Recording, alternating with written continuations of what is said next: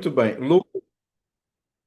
Já está a gravação. Lucas, capítulo 14. Lucas, capítulo 14 é uma história que Jesus conta. Jesus tinha um método de comunicar muito relevante na época. Eram histórias que são chamadas então parábolas. E parábolas são histórias que não aconteceram, mas são histórias contadas para ilustrar uma verdade bíblica. Esta parábola, que é bastante conhecida, chamada a parábola da grande ceia, foi contada como resposta a uma observação que um homem fez quando estava na mesa. Jesus foi convidado, entrou em casa de um fariseu e o homem estava na mesa e disse assim: Bem-aventurado aquele que comer pão no reino de Deus. É uma pergunta muito interessante, ou é uma frase interessante. Nós não sabemos muito bem qual o objetivo dessa declaração. Bem-aventurado aquele que comer pão no reino de Deus. Claro, eles estavam numa refeição, não é? E falamos muitas vezes sobre comer no céu. É claro que no céu não há pão. Nós já vimos, falamos muitas vezes sobre isso. Muitas das coisas que nós idealizamos ou pensamos sobre o céu não existem lá. É o chamado antropomorfismo. Dizemos assim: Deus tem mãos. Claro que Deus não tem mãos. Quem tem mãos são os homens, mas nós não sabemos nada sobre Deus, então projetamos tudo o que é humano para Deus. Então ele diz: Bem-aventurado aqueles que vão comer pão no céu. Interessante, mas não sabemos bem a ideia que estava lá. O que eu depreendo dessa frase é o seguinte: daquilo que eu observo na minha experiência como cristão, como pastor, lidando com pessoas, é o seguinte: existem pessoas que desejam ir para o céu e até falam de coisas espirituais. Por exemplo, eu tenho esse ritual de manhã, vou ao café, há mais de 30 anos que eu faço isso. Vou tomar um café, leio o jornal. Tem quatro ou cinco jornais, eu leio os jornais todos. Uma vez a Hilda estava lá, já leste os jornais? Já li todos, eram cinco ou seis jornais. O Expresso, o Correio, tudo, todos de desporto, todos de política, eu leio e pronto, volto. E fico a observar e a ouvir as conversas no café. E muitas conversas são espirituais. As pessoas falam sobre Deus, falam sobre o céu, falam sobre o diabo, falam coisas absurdas que não sabem nada do que estão a dizer, mas todos falam e acham que sabem. Então a minha ideia é que este homem era assim. O homem diz: Bem-aventurado que comer pão no reino de Deus. Quer dizer, ele não disse nada, nem sobre a salvação, como ser salvo, nada. Mas ele tocou. Então, para mim, existem pessoas assim, conversam sobre coisas espirituais, mas não passam disso. Não passam disso. Quando eu pergunto, faço uma pergunta mais profunda, já não entendem nada. Então não passam disso. Não entendem nada e realmente não têm interesse nas coisas espirituais. Porque às vezes eu pergunto, olha, eu digo, quero saber um pouco mais sobre Deus. Não, não, eu não tenho interesse nestas coisas. Mas antes estava a falar de espiritualidade e dar nome às coisas. Ok. Então eu acho que Jesus, o que é que Jesus fez? E o que é que ele faz sempre? Diante de uma questão destas, Jesus aproveita a ocasião para recordar a esse homem e a todos que o reino de Deus está disponível. Porque ele vem com um assunto desses, bem-aventurado quem comer pão no reino de Deus. Jesus diz: opa, como diria o Richard, não é? Os irmãos brasileiros: opa, é uma boa oportunidade aqui. Vou explicar a esse homem e a eles como é que eles podem receber o reino de Deus. No entanto, antes deste texto que começa com o versículo 20, com o versículo 15, Lucas 15, ainda há um outro texto que é elucidativo. Lucas 14 ainda, o versículo 7. O irmão Serafim leu os outros e eu vou ler. Diz assim: reparando como os convidados escolhiam os primeiros lugares, propôs uma parábola. Então, Jesus está sempre atento. Numa festa, os convidados escolhem os melhores lugares. É assim que fazemos, não é? E Jesus disse: vou contar uma história. Quando por alguém fores convidado para um casamento, não procures o primeiro lugar, para não suceder que, havendo um convidado mais digno do que tu, vindo ele, e também a ele te diga: sai, porque este lugar não é teu, e vais envergonhado. Jesus ensina coisas práticas e fantásticas. É bom não ficar logo na primeira fila. Imagina que vem o dono da casa, alguém que tem a primazia e temos que levantar de vergonha e vamos para lá. Pelo contrário, quando fores convidado, vai, fica no último lugar. Porque é possível que alguém venha e te convide a ir lá para frente. Não sei se alguns irmãos se lembram, não era por isso, mas mais ou menos o Fausto, lembra, Serafim, que eu pastoreei noutra igreja. Eu, eu não sentava no púlpito. Nunca em nenhuma igreja que eu pastoreei sentei lá. É uma prática de vários pastores e eu respeito. Eu sentava na última fila, cá atrás, sempre. E saía da última fila para a pregação. Nunca sentei lá. Nunca me senti confortável sentar lá. Os pastores põem cadeiras à frente e ficam lá como se fôssemos o chefe, não é? O chefe, o soba, para os que são da África sabem esta ideia. Eu não. Bom, tudo bem, para mim não faz mal, mas eu não faço. Eu posso sentar a meio, mas lá à frente não. É um pouco esta ideia. Eu prefiro que alguém diga, pastor, olha, avança um pouquinho e senta lá, é bom para ti, do que eu estar lá e alguém diz, esse não é o seu lugar, venha para cá. Jesus começa a ensinar isso, dizendo então, pois todo o que se exalta será humilhado e que se humilha será exaltado. E disse também ao que o havia convidado: quando deres um jantar ou uma ceia, não convides os teus amigos, ou os irmãos, ou os parentes, ou os vizinhos ricos, para não suceder que eles, por sua vez, te convidem também. Ou seja, o que está aqui não é que é mau convidar os familiares, os vizinhos, claro, é isso que temos que fazer. Mas o convite não é para receber algo em troca. É isso que ele está a dizer. Quando eu vou oferecer um café a alguém, o intuito não é oferecer a alguém que possa retribuir. Isso não é bom. Já dois ensinamentos aqui. Agora é que surge essa questão. Ouvindo tais palavras, um dos que estava à mesa, completamente descontextualizado, são os tais espirituais. Completamente descontextualizado, diz: bem-aventurado aquele que comer pão no reino dos céus. Então Jesus disse: tudo bem, agora eu vou ensinar sobre isso. E então temos algumas verdades nesta história. Vocês sabem a história, o irmão Serafim leu. Temos algumas verdades. Primeira verdade que nós temos nesta história, que temos que aprender, é isso que Deus quer que nós aprendamos, é que Deus providencia o que todo homem precisa. É o que aprendemos nesta história.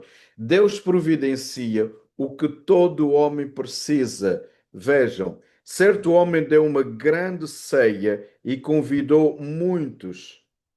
Uma grande ceia contém tudo e convidou muitos, é sinónimo de todos. A hora da ceia enviou o servo para avisar os convidados. Eu acho interessante aqui os pormenores. Convidou, mas ainda na hora foi avisar. Vocês notam no nosso grupo, o nosso culto começa às 19, mas 20 minutos antes eu mando uma mensagem. Eu penso, alguém diz, mas pastor, nós sabemos que é às 19. 10 minutos antes eu mando outra mensagem. Há certos pormenores que são válidos. Então, o homem convidou. A hora, ele disse, vai avisar que temos a ceia. Está tudo pronto. Sabe o que aconteceu, não é? Um disse, eu não posso ir. Desculpa, não posso ir. Eu acho interessante que a irresponsabilidade. na vida, é transversal. É nas coisas materiais e nas espirituais. Por que é que eles não disseram logo: olha, eu não posso ir a essa festa? É a última da hora. É a última. Parece que nós, portugueses, não é? Deixamos as coisas para a última da hora. A festa, o convite foi lançado, a festa está pronta, foi avisado. Ah, desculpa, eu não posso porque eu comprei um campo. Ok, o que é que o campo tem a ver com isso? Ninguém percebeu. O outro disse: comprei 5 juntas de bois. A meu ver, eu iria para celebrar. Comprei, tenho poder aquisitivo, sou um homem rico. Esse é o contexto. É um homem rico. Os pobres nunca comprariam juntas de bois. Comprei e vou experimentar. Imagina, em princípio, este é um jantar à noite. Quem experimenta na agricultura juntas de bois à noite? Sabem aquela palavra canga? Tem os dois bois e tem uma coisa que põe entre eles, aqui, os dois, que é o jugo. O jugo desigual, quando os pregadores pregam sobre o casamento, não casar crente com descrente, não é o ensino da Bíblia. O jugo desigual é outra coisa, mas nós aplicamos para casamentos, é muito engraçado. É porque um boi baixo não podia com um boi mais alto. Isso é jogo desigual, não podem trabalhar juntos. Portanto, é uma transversalidade, não é para casamentos. Então tem que ser o jugo igual e não desigual. E ele vai experimentar 5 juntas disso à noite. Imagina as desculpas que as pessoas dão. E o outro ainda é muito engraçado. Casei. Bom, eu casei, não posso ir. Mas um casamento é uma questão prévia, não é? Um casamento envolve planeamento. Um casamento não é amanhã eu vou casar e já está. Casei, não posso ir. Ok, continuem. Voltando, o servo contou ao senhor. Então, o senhor irado. É muito interessante a palavra irado, porque eu ligo isto ao Apocalipse, que eu estou a ensinar. Irado, o dono da casa disse ao servo: sai depressa para as ruas, para os becos e traz os pobres, os aleijados, os coxos e os cegos. É um contraponto aqui. Os outros eram ricos. Claro, está aqui escrito. Ele foi, diz: eu fiz o que tu mandaste. O Senhor diz: sai outra vez. Vejam, Deus é muito bom. Sai outra vez e vai pelos atalhos, os caminhos e obriga, quer dizer, insiste com eles para que a minha casa fique cheia, porque nenhum daqueles convidados provará a minha ceia. Esta é a palavra. Agora então, voltando ao início. Primeiro, Deus providencia tudo o que o homem precisa. É o simbolismo desta ceia, ou seja, a salvação. O homem pergunta: vai ser bom comer pão no reino dos céus? Ok. Então o convite é para ti. Queres? Vem. Tens que vir. É como aquele hino que diz: vem, vem, alma cansada, vem, vem já. Então, nós precisamos entender isto, que o Evangelho contém o suprimento completo para tudo o que os pecadores precisam para serem salvos. Nós às vezes achamos que pregar o Evangelho é pregar a mensagem da Bíblia mais um suplemento. Pregar a mensagem bíblica mais um pouquinho de alguma coisa. Eu vou pregar o Evangelho, mas vou oferecer alguma coisa. Não, não. O Evangelho tem tudo. Tem tudo o que é necessário para a salvação do homem. Porque a Bíblia diz que nós estamos vazios, desamparados, famintos, prontos a perecer. Espiritualmente. Espiritualmente. Porque aqueles homens ricos tinham tudo. Eles tinham tudo, mas eles estavam famintos espiritualmente. E muitos deles, sabem, falam ou falavam de religião. E falam, mas na hora do convite, eu vou casar, ou eu comprei uma quinta, comprei bois, eu vou experimentar, eu comprei um barco. Eu tenho uma viagem para fazer, agora não posso. É, vocês, irmãos, que pregam o Evangelho, sabem as desculpas que todas as pessoas dão. As desculpas são enormes. Mas o Evangelho, a verdade desta parábola é que Deus providencia tudo o que o homem precisa para ser salvo: perdão para os pecados, paz com Deus, justificação, santificação, graça nesta vida, graça na vida futura. Tudo Jesus preparou. Por isso, nós podemos relembrar: Jesus diz: Eu sou o pão da vida. Então, tudo está no convite. Segunda coisa que podemos recordar com esta parábola é que o convite é generoso. Deus não é mesquinho como nós, Deus não é forreta, não é? Não sei no Brasil a expressão pão duro, é essa expressão que dizem no Brasil. Pão duro, aqui é forreta. Deus não é isso. Ele é generoso. Ele enviou os servos a avisar os convidados, disse: tudo está pronto. Como eles não vieram, ele chamou-os, obriga-os a vir. Irmãos, nós percebemos que as pessoas não são salvas porque eles não querem ser salvas. Eles foram convidados, eles não quiseram o convite.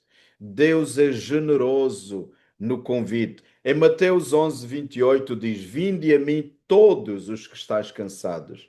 Em João 7:37, Jesus diz: Se alguém tem sede, venha e beba. João 6:37, o que vem a mim, de modo algum o lançarei fora. O convite é generoso. O convite é generoso, é para todos, não é só para alguns. O convite é generoso, é amplo, é para a humanidade. A terceira coisa que nós podemos aprender aqui é que é natural recusar o convite. Essa é a experiência que nós temos. Há dias recebi esta mensagem da Larissa sobre evangelismo, não é? Que poderíamos até aproveitar em Portugal neste ministério para evangelizar. Porque as pessoas dão desculpas e as desculpas são triviais. As desculpas são triviais. Todas as pessoas têm tempo para o que querem. Irmãos, quando eu digo Beto, queres ir à praia? Muitas vezes eu digo não. Eu vou à praia, mas não vou tantas vezes. Não é um... Este ano devo ter ido 5 ou 6 vezes e eu disse, já fui mais que o ano passado. Mas não, não queres ir à praia? Não, não posso. Não é não posso, não quero. Percebe? Se eu quisesse, eu iria. Há tempo para ir. Nós podemos organizar. E nós fazemos muitas coisas. Eu vou à faculdade, eu preparo as pregações, preparo o estudo bíblico, eu escrevo livros. Tanta gente ao longo do dia telefona, manda mensagem. Por alguma razão eu respondo as mensagens. Há muita coisa, além das coisas normais que nós temos que cuidar. Então, o que nós queremos, nós fazemos. Eles não queriam. Eles não queriam, irmão. Eles não queriam e apresentaram desculpas triviais. Eu vou falar dessas três desculpas. Comprei um campo, simboliza os cuidados da vida, a preocupação com a vida. Segundo, comprei 5 juntas de bois, as riquezas da vida. E o último, casei e não possuir os deleitos da vida, deleites da vida. Então os homens vão se perdendo nestas três coisas. Vão se perdendo os cuidados da vida, as riquezas da vida, os deleites da vida. Nós vamos nos perdendo nisso. E nós precisamos de ter cuidado para valorizar a nossa salvação. E não só para pregar o evangelho para aqueles que não são salvos. Nós precisamos de fazer isso. Todos estavam de acordo. Todos estavam de acordo. Sabem em quê? Não queriam ir. É interessante. 100%. Há certos pormenores na Bíblia que me assustam.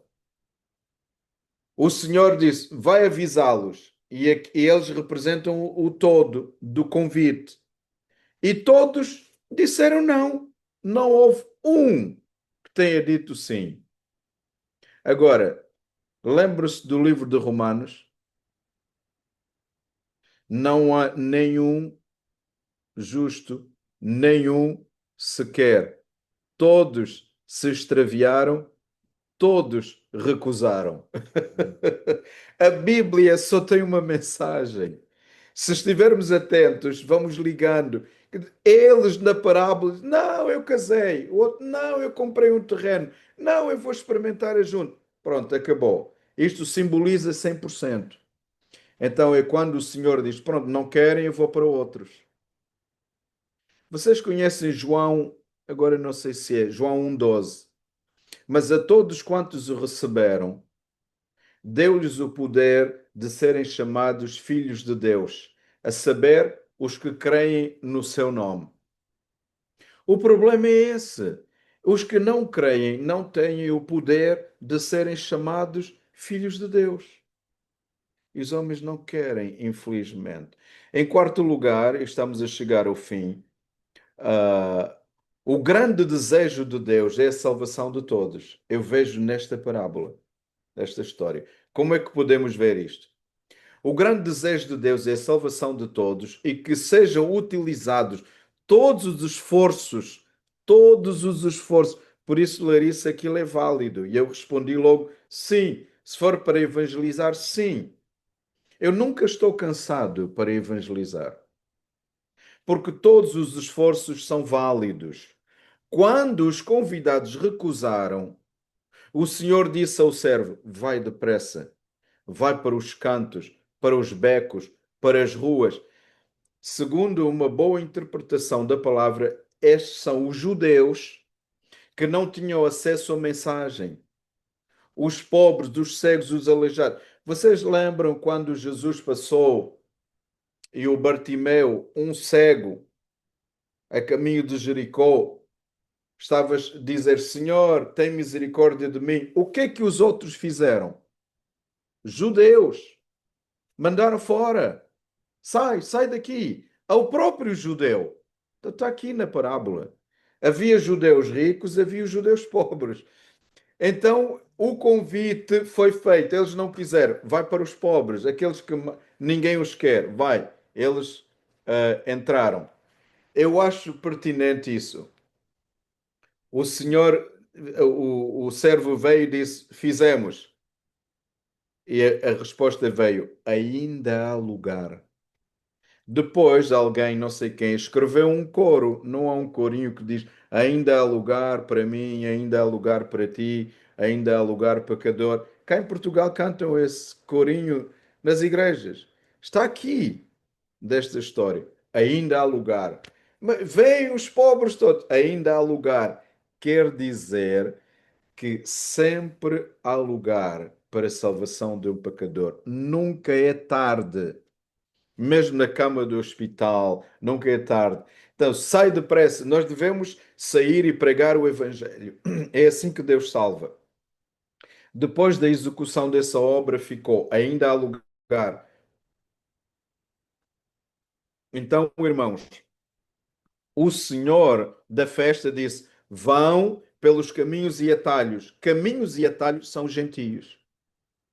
Primeiro vão pelas ruas das cidades, são os judeus desprezados. Caminhos e atalhos são os gentios. Ninguém gostava dos gentios. Eram desprezados. Os samaritanos. Então, vai, sai pelos caminhos, obriga a entrarem. Eu acho engraçado.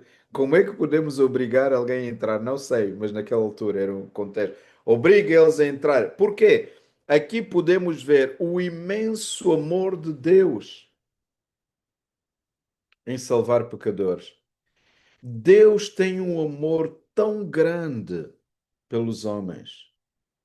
Eu não sei como abrir a mente, abrir os olhos das pessoas, mas eu vejo aqui a inesgotável longanimidade de Deus.